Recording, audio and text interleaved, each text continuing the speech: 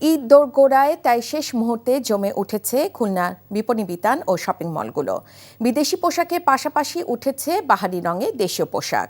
এদিকে ব্রাহ্মণবাড়িয়ায় জমে উঠেছে ঈদের কেনাকাটা। বিস্তারিত জীবন আহমেদের ডেস্ক রিপোর্টে। ক্রেতাদের আকর্ষণ করতে বর্ণিল সাজে সেজেছে খুলনার নিউ মার্কেট, নিক্সন মার্কেট সহ বড় বড় শপিং মলগুলো। শেষ মুহূর্তে পছন্দের পোশাকটি কিনে নিতে ক্রেতাদের উপচে পড়া ভিড়। সকাল থেকে মধ্যরাত পর্যন্ত চলে কেনাকাটা। বিপণী বিতানগুলোতে এবছর ভারতীয় পোশাক নেই বললে চলে, তবে কদর বেড়েছে পাকিস্তানি থ্রি পিস পাঞ্জাবির।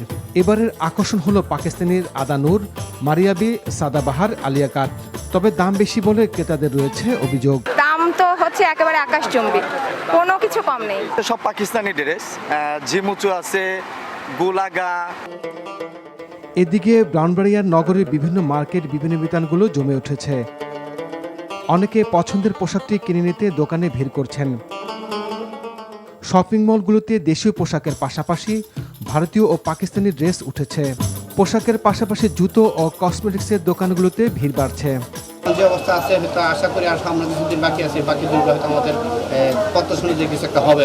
ক্রেতা বিক্রেতাদের নিরাপত্তার পাশাপাশি চুরি ছিনতাই রোধে পুলিশি তৎপরতা বাড়ানোর কথা জানালেন এই কর্মকর্তা। আমাদের পর্যাপ্ত পুলিশ ব্যবস্থা রেখেছেন। আমাদের থানা পুলিশ, ফাঁড়ির পুলিশের পাশাপাশি পুলিশ লাইন্স থেকে আমরা অনেক পুলিশ পেয়েছি। জীবন আহমেদ, NTV নিউজ ডেস্ক। এই ঈদে জামা জুতো অ্যাক্সেসরিজের ডিসকাউন্ট।